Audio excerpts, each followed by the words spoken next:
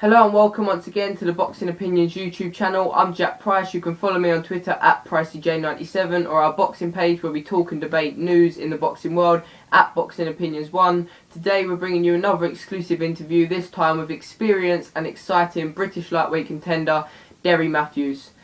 He's just coming off of another action-packed war like he's always in. This time it was a draw with Tommy Coyle back in March on Sky Sports. Next up, he challenges for the Commonwealth title for the second time in his career against another lightweight domestic contender in Tommy Coyle, July the 13th in Hull. I'm looking forward to that fight. A lot of fans are looking forward to that fight. It's expected to be another action-packed and exciting one. Derry Mathews is definitely looking forward to the fight. You can hear it in the interview. So yeah, I'll stop talking now and we'll switch over to the interview and I'm sure you enjoy it. Thanks for listening.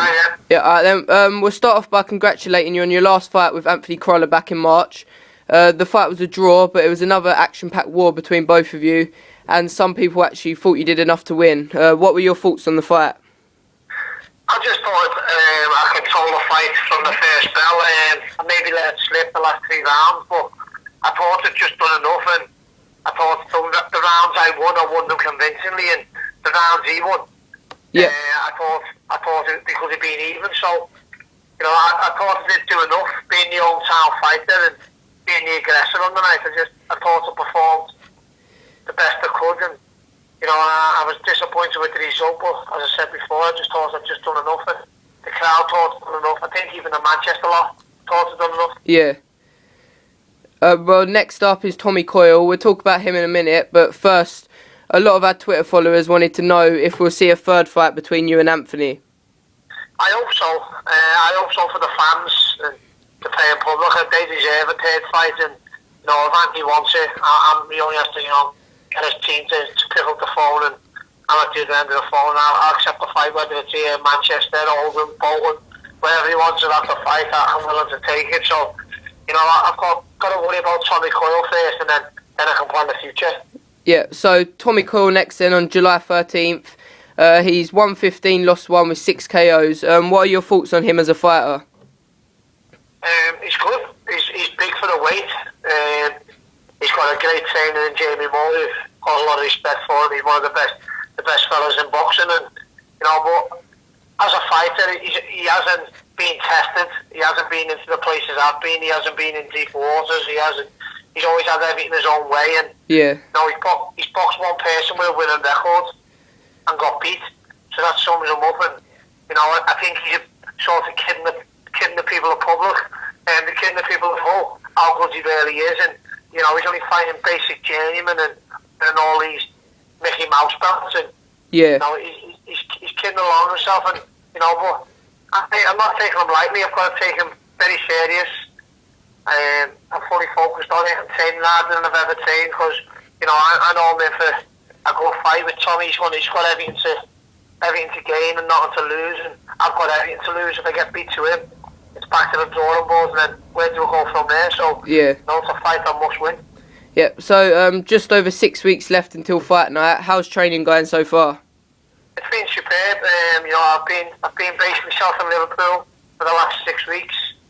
I'm at home. I'm with Georgie Vaughan. We fly out to Malta next week where we team up with Danny Vaughan, who's my head trainer. I spend 2 weeks in Malta, and then I fly tonight to Scotland and spend the rest of my camp there. So everything's going good. Everything's going the way I want to be. I've done a 12-week camp because, you know, I'm getting older and I feel like my body needs to be put through a bit more, and yeah, it takes longer to recover. I didn't want to do another 12-week camp, and a lot of travelling involved, and you know, I'm working on different stuff, so I'm enjoying it. You're fighting in his hometown in Hull, but you're used to this. You fought in front of hostile crowds before. Do you thrive on fights like this, where a lot of the crowd do probably want to see you lose? And will you be bringing a lot of fans over with you yourself? Yeah, I'm bringing a load of coaches full of my fans, but I don't matter where I fight. I mean, Tommy's got the one, he's going on as if he's a big ticket seller, he's got this, he's got that in home. When the bell goes, he's on his own, so no matter where I fight, he's on his own, and you know, and he's got to realise that he's going to be the one under pressure. He's in the spotlight in his own town against the Liverpool lad who's going to come and give him a fight. And believe me, if I turn up the way I've been turning up my last few fights, I can't see the fight for long. If you do get past Coyle and look impressive, who would you like to take on next? I think everyone wants to fight Ricky Burns, so a fight with Ricky, I'd love, it's a great opportunity, but there's some good fighters out there at lightweight in Britain. You only have to look at the division. Yeah. I think it's the strongest division out there, with John Murray, Kevin Mitchell, Gavin Rees, who've already boxed twice, Crawler, you name it, they're all out there, but I'll let my team decide who'll fight next, but the main man out there is the man to beat, and it'd be stupid not wanting to fight him as Ricky Burns. Yep. Martin Gethin faces Ameth Diaz this Friday in a world title eliminator. That means the British title could become vacant. Would you like to fight for that again sometime in the future? Yeah, that's the one I want, and I'm hoping Martin Gethin does win, and it's a fight then me and Tommy Coyle maybe could be announcing a British title, which I'd be delighted with. Yeah. Gethin, credit to him. He's really come from under the radar, and he's got himself a world title eliminator, and full respect to him, full credit to him. Let's hope he can go and do it and make more of a statement to the lightweight division. Gavin Rees also recently got a massive opportunity against Broner. Do you believe that you two could get a world title shot sometime in the future? Yeah, well, that's why I'm in the game, and I should be, beat Tommy Coyle. I beat him convincingly. I win a British title, and then a European title fight would even be ideal for me at the moment. Emilio Marcelli, they were lost the ideal world title for. Yeah. He's just gone on and won it. He won it in 2 rounds with a second round knockout. So, fights like that. I'm always in exciting fights. I don't want to be doing 4 and 6 round fights. I want to be in good fights, 50-50 fights where it can go either way, because they're the ones that excite me. What are your thoughts on Ricky Burns? He obviously struggled a lot in his last fight, but do you believe he's still up there with the best worldwide, like Broner, Vazquez, them guys? His belt doesn't tell lies, and his last fight, okay, he was in with a very good opponent, but let's not forget, Ricky had been out for 8 months. He'd been inactive. Yeah. So he needs this. I think he should have done with a warm up before that fight, but he couldn't because it was a mandatory. But he got the job done. He's still world champion. He's the man that everyone in Britain wants to beat, and people around the world want to beat him. So, credit to him. He's dug deep. He's where he is. He's the main man now, and everyone in Britain is looking up to him, and you all want to catch him. Alright, now what we've got now, we just got a few questions from some fans on Twitter, so I'll just go through them quickly.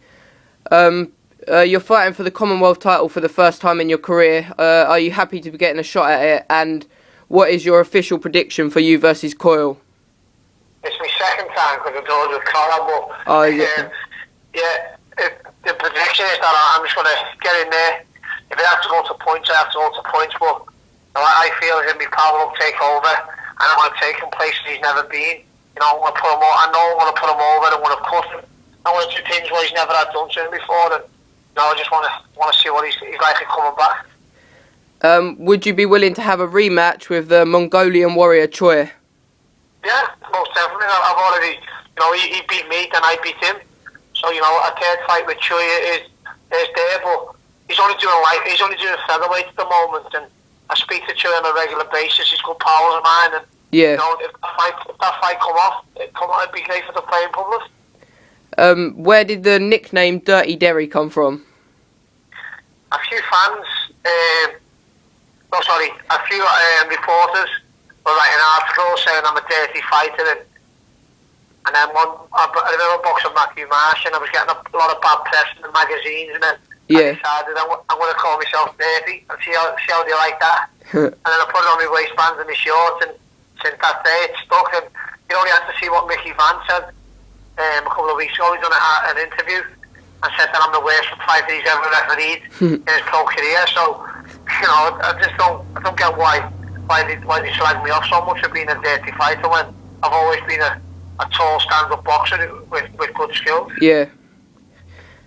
What's your prediction? This is the last one. What's your prediction for Gavin Rees versus Anthony Crolla, and are you eyeing a shot at the winner?